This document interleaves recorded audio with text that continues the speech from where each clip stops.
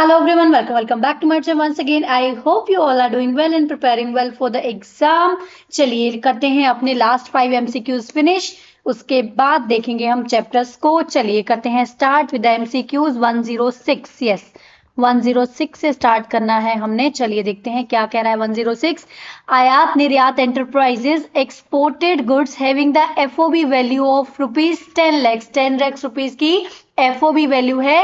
The all industry duty drawback on export कितना है? 5% export है. सिंपल सी बात है, 10 लाख की वैल्यू है, ऑल इंडस्ट्री रेट के हिसाब से 5% इसका कितना बनता है? Duty drawback. 10 लाख पे निकाल लीजिए 5% आता है इस पे 50,000 का ड्यूटी ड्रॉबैक बनता है. एंड जो मार्केट प्राइस है वो कितनी है? 40,000. मार्केट प्राइस कितनी है? 40,000 है. कैलकुलेट द ड्यूटी ड्रॉबैक कितना मिलेगा? अब किस किस के माइंड में ये बात क्लिक कर रही है? एक चीज मैं आपको बताती हूं, क्या हमने पढ़ा था, कब ड्यूटी ड्रॉबैक नहीं मिलेगा. ड्यूटी ड्रॉबैक कब नहीं मिलेगा? When the duty drawback is less than the market price of such good. तो ड्यूटी ड्रॉबैक कितना है? 50,000. ध्यान रखना, वैल्यू एक्सपोर्ट वैल्यू को कंपेयर नहीं करना है, ड्यूटी ड्रॉबैक को कंपेयर करना है market price of such goods. Market price क्या है? Less than the duty drawback है. मतलब इंडिया में मार्केट प्राइस उससे भी कम चला तो आपको हम बेनिफिट क्यों दें? इससे बढ़िया तो आप इंडिया में बेच दीजिए सामान को. बिकॉज हम फॉरेन में क्यों देना चाहते हैं, अब्रॉड क्यों देना चाहते हैं सामान को? क्योंकि we want to earn the foreign exchange currency. हमें फॉरेन करेंसीज को अर्न करना है, इसलिए. तो यहां पर जो मार्केट वैल्यू है वो ड्यूटी ड्रॉबैक से भी कम है. मार्केट वैल्यू जो है वो ड्यूटी ड्रॉबैक से भी कम है, इसलिए हमें कोई भी ड्यूटी ड्रॉबैक यहां पर नहीं मिलेगा. अब किस किस के मन में ये डाउट आ रहा है कि 1/3 वाला भी कोई पॉइंट था? 1/3 वाला जो पॉइंट था डोमेस्टिक वैल्यू से, वो मैक्सिमम ड्यूटी ड्रॉबैक कितना मिलेगा? वो इस चीज के लिए था. वो किस चीज के लिए था? कि मैक्सिमम ड्यूटी ड्रॉबैक आपको कितना मिलेगा? 1/3 of the market price maximum duty drawback के लिए था. यहां पर क्या बोला गया है? एनी ड्यूटी ड्रॉबैक, आपको कोई भी ड्यूटी ड्रॉबैक नहीं मिलेगा अगर उस प्रोडक्ट की जो मार्केट वैल्यू है डोमेस्टिक मार्केट में, उस प्रोडक्ट की जो मार्केट वैल्यू है वो less than the duty drawback है. ड्यूटी ड्रॉबैक इस केस में कितना है? 50,000 है. Market value less than duty drawback है, बिल्कुल. तो कोई भी ड्यूटी ड्रॉबैक, मार्केट वैल्यू क्या है? मार्केट वैल्यू क्या है? Yes, less than the duty drawback है. तो हमें क्या मिलेगा? नहीं मिलेगा कोई भी ड्यूटी ड्रॉबैक, कोई भी ड्रॉबैक का अमाउंट नहीं मिलेगा. ध्यान रखना, 1/3 मैक्सिमम चीज के लिए कवर होता है कि मैक्सिमम आपको ड्रॉबैक कितना मिलेगा, मैक्सिमम ड्यूटी का ड्रॉबैक कितना मिलेगा. यहां पर क्या है? जो ड्यूटी ड्रॉबैक है वो कितना था? 50,000 बनता था. But the market price is the goods of that good in India is less than the duty drawback amount. So इसको कोई भी ड्यूटी ड्रॉबैक मिलने वाला नहीं है. तो C must be the answer for the same. आयात निर्यात enterprise is not entitled to get any duty drawback since the market price of such good is less than the amount of duty drawback. Market price क्या है उसकी? 40,000 है, जबकि duty drawback 50,000 बनता है. तो कोई भी ड्यूटी ड्रॉबैक के लिए एंटाइटल्ड नहीं है. आई होप आपको ये क्वेश्चन समझ में आ गया होगा. Let's move to the question number 107. What it is talking about. Question number 107 क्या कह रहा है? Suhasini Oberoi Indian resident. कौन है? Indian resident who on a visit to USA returned after 6 months of contesting in assembly election of her state. Simple सी बात है. क्या बोला गया है? कोई इंडियन रेजिडेंट है जो 6 मंथ्स की विजिट के बाद इंडिया में वापस आ रहे हैं. जब भी मंथ्स दिया हो तो आपको पता होना चाहिए, आपके माइंड में ये कंसेप्ट आना चाहिए, अगर कोई भी पैसेंजर 1 ईयर के बाद इंडिया में वापस आ रहा है, तो ज्वेलरी में उसको एक्स्ट्रा एग्जम्पशन मिलती है. ज्वेलरी में एक्स्ट्रा एग्जम्पशन क्या मिलती है? अगर वो जेंटलमैन है तो 20 ग्राम्स अप टू 50,000 तक कैप मिलती है.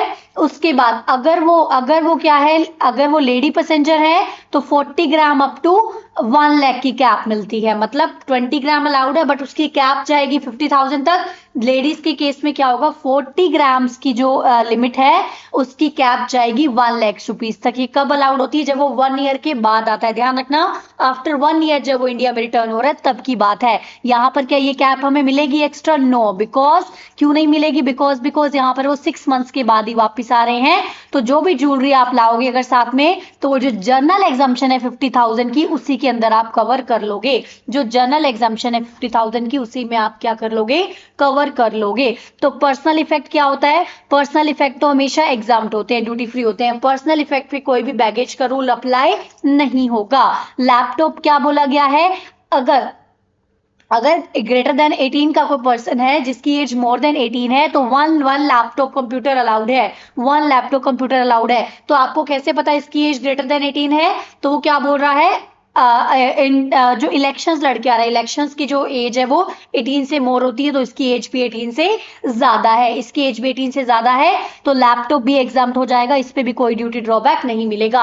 अब बात आती है ज्वेलरी की। एक बात बताओ, ज्वेलरी के लिए एक्स्ट्रा कोई हमें एग्जाम्पशन मिलेगी, एक्स्ट्रा लिमिट मिलेगी? नो। तो ज्वेलरी भी हमने क्या करना है, 67,000 भी 50 की रेंज में कवर होगा। उसके बाद म्यूजिक सिस्टम भी कॉमन हो जाएगा। तो सबको ऐड करके देखो कितने का ये सामान लेकर आया है, 67,000 एंड 58,000, ये बन गया 1,25,000। 1,25,000 जो जनरल एग्जाम्पशन लिमिट में कवर होगा, जो जनरल एग्जाम्पशन लिमिट में कवर हो जाएगा। किस में कवर हो जाएगा? जनरल एग्जाम्पशन लिमिट में कवर हो जाएगा। अब ये बात आएगी इस पे रेट, ड्यूटी ड्रॉबैक, सॉरी, इस पे बैगेज के रूल में कितने पे हमने, कितने रेट से हमने ड्यूटी लगानी है। कितने रेट से ड्यूटी थी? 35% की रेट से ड्यूटी थी। कितने से रेट से ड्यूटी थी? 35% की रेट से ड्यूटी थी। अब द गिवन केस, अब आपके माइंड में आ रहा होगा कुछ जगह 100% भी ड्यूटी थी। 100% ड्यूटी कहाँ कहाँ पर थी? फायर आर्म्स के केस में, कार्ट्रिज के केस में, जो हमने पढ़ा था ना सीसीडी वाले केस में, कार्ट्रिज, सॉरी सीसी नहीं, फायर आर्म्स था, कार्ट्रिज वगैरह, वो जो केसेस थे, जो एनेक्जर 1 की आइटम थी उसके केस में 100% की थी। यहां पर नॉर्मल के केस में क्या है, 50,000 की ही हमें जनरल एग्जाम्पशन अलाउड थी। 1,25,000 में से 50,000 लेस कर दीजिए, कितना आ गया? 1,25,000 में से लेस कर दीजिए 50,000, ये बच गया हमारा 75,000। 75,000 बच गया। 35% की ड्यूटी थी, 10% उस पर जो रेट लगा कर आता था, 10% एक्स्ट्रा उस पर लगा के कितना बनता है? 35%, 10%, 38.5%। नेट एग्जैक्ट ड्यूटी जो इफेक्टिव रेट कितना बनता है? 38.5%।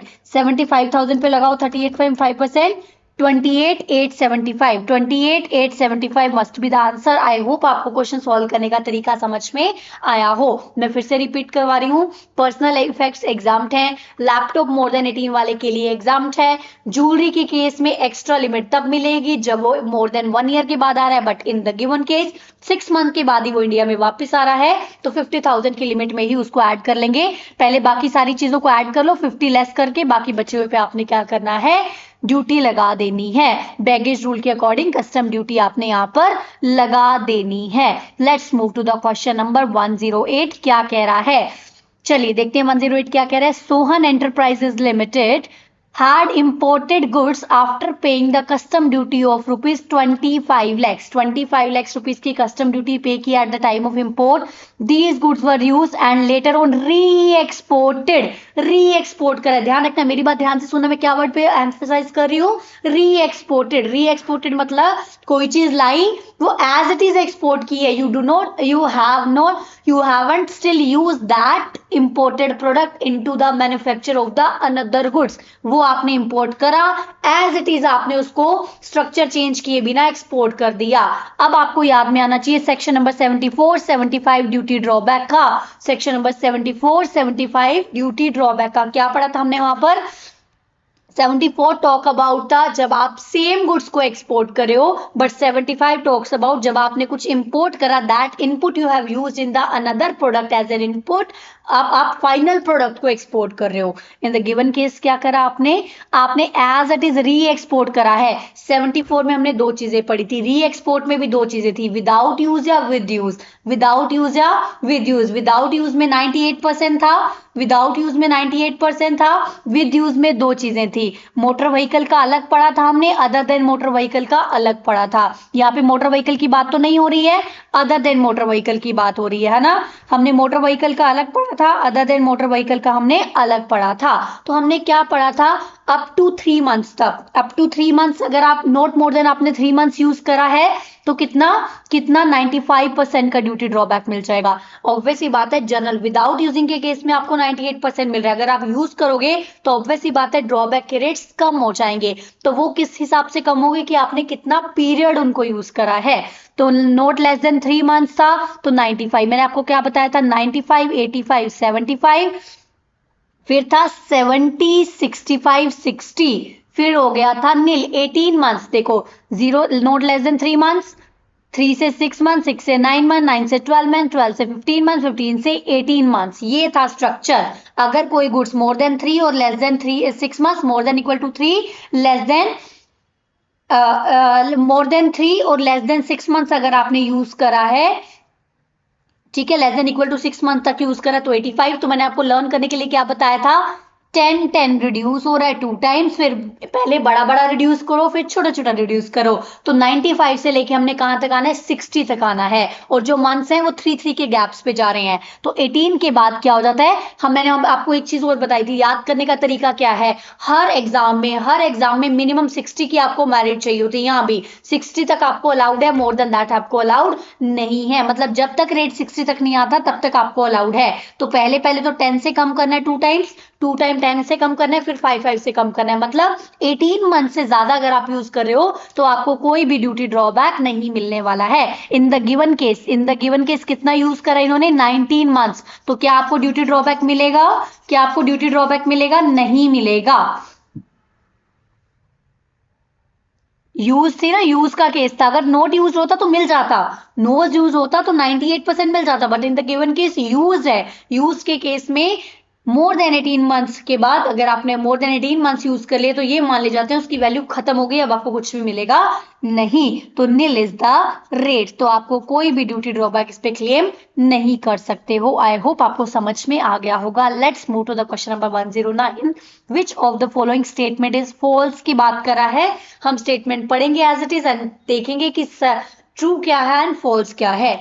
No duty drawback shall be allowed under the custom where the goods market price is less than the duty drawback। अभी हम ऊपर करके आए 106 में क्या बोला, अगर ड्यूटी ड्रॉबैक की अमाउंट जो है, ड्यूटी ड्रॉबैक की अमाउंट जो है जो मार्केट प्राइस से भी लेस आ रही है, मान लो वो प्रोडक्ट इंडिया में बिक रहा है 1000 का, ठीक है, 20,000 की थी और इस पे 60% बनता है ड्यूटी ड्रॉबैक। इन केस मान लेते हैं 12,000 इस पे बनता है ड्यूटी ड्रॉबैक, बट उसका जो प्रोडक्ट का मार्केट प्राइस है वो ड्यूटी ड्रॉबैक से भी कम है, ड्यूटी ड्रॉबैक से भी कम है, तो आपको कोई भी ड्यूटी ड्रॉबैक नहीं मिलेगा। ये बात इसने बिल्कुल करेक्ट बोली है, ये बात करेक्ट बोली है, but we have to find the false one. ठीक है, नेक्स्ट देखिए, duty drawback shall not be allowed under the custom where the duty drawback, जो अमाउंट ऑफ ड्रॉबैक है वो 100 और लेस हो। क्या आपको कुछ क्लिक हो रहा है, यहां पर हमने क्या पढ़ा था, अमाउंट ऑफ ड्रॉबैक अगर 50 या 50 से कम है, 50 से लेस है तो आपको मिलेगा नहीं। यहाँ 100 की जगह क्या आना चाहिए था, 50 आना चाहिए था। ठीक है, 100 की बात उन्होंने नहीं की थी, 50 की बात की थी, तो ये बात इन्होंने फॉल्स बोल दी। तो आपको क्या याद रखना है, अगर 50 या 50 से कम है तो आपको ड्रॉबैक नहीं मिलेगा, मतलब अप टू 50 तक आपको ड्रॉबैक नहीं मिलेगा। ये मानते हैं कि बहुत छोटी अमाउंट है, इसके लिए आप ज्यादा मेहनत ना कीजिए, तो इतने तक आपको मिलेगा नहीं। तो ऑब्वियस सी बात है, नेक्स्ट क्वेश्चन, नेक्स्ट ऑब्वियस सी बात है ट्रू ही होंगी। तो फिर भी हम देखते हैं कि क्या इक्वेशंस हैं नेक्स्ट जो हमें गिवन है। 1 सेकेंड प्लीज।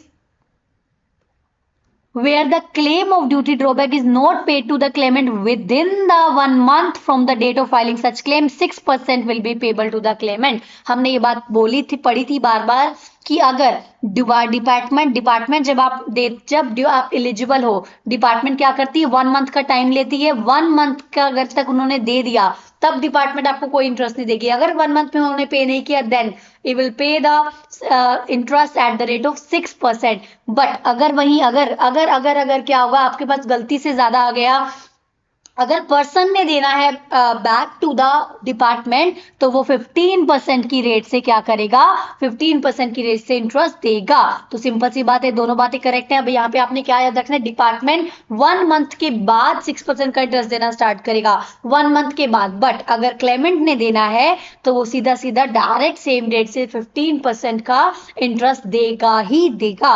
वो तो 15% का इंटरेस्ट देगा ही देगा, मतलब आपके पास एक्स्ट्रा आया, आपने यूज करा, आपने 15% पे करना है।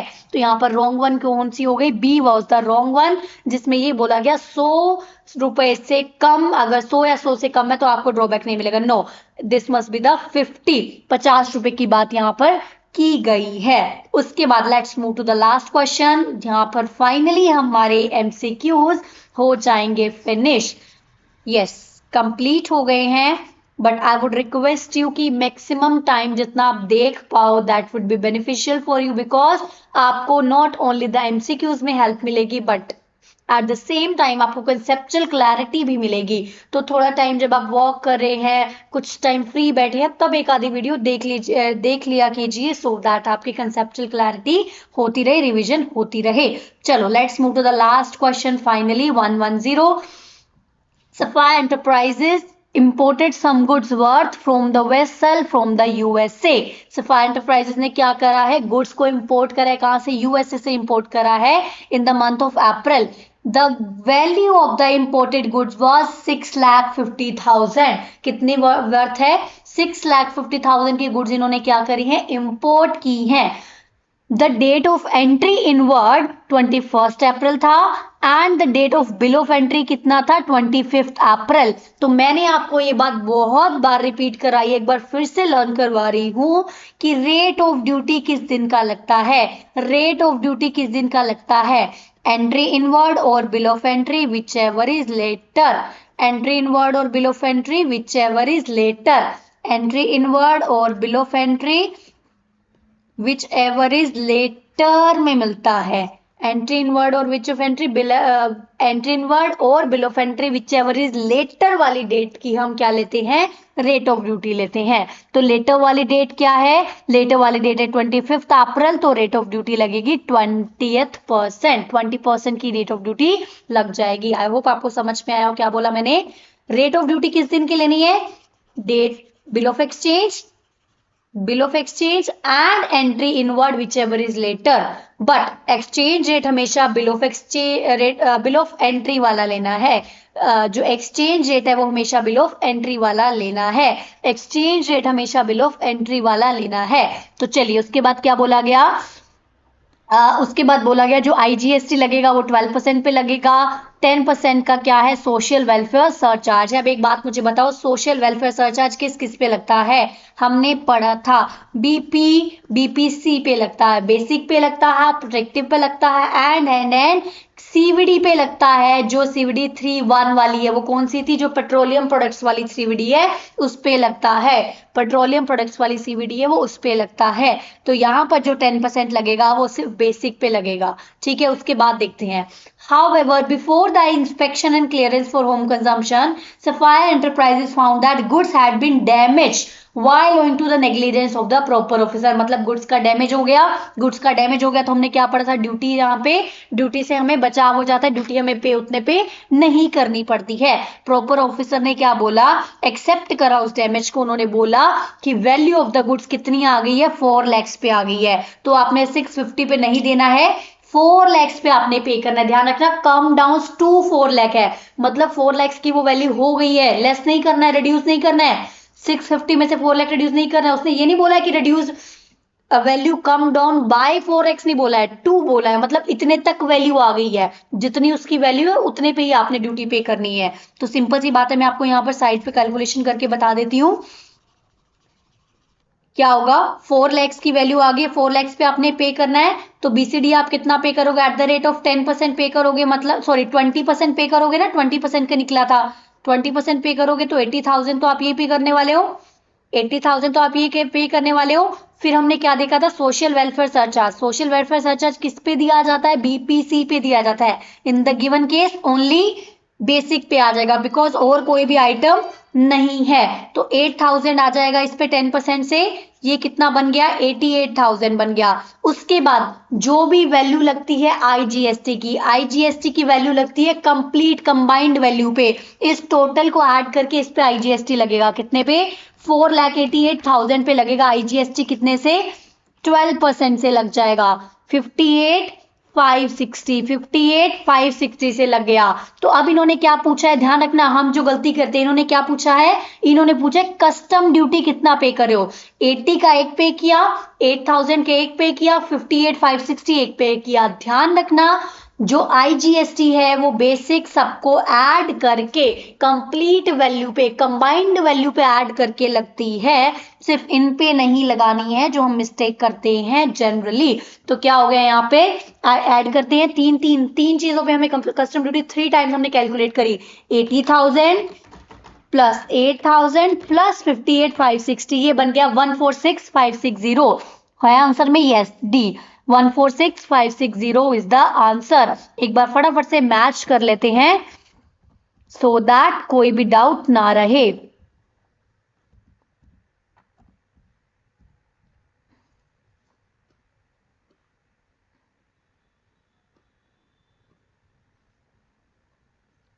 CAABD, CAABD must be the answer। एक बार चेक कर लेते हैं CAABD।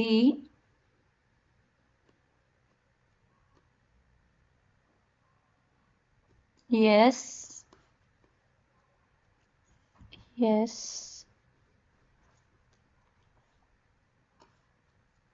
106 का सी था।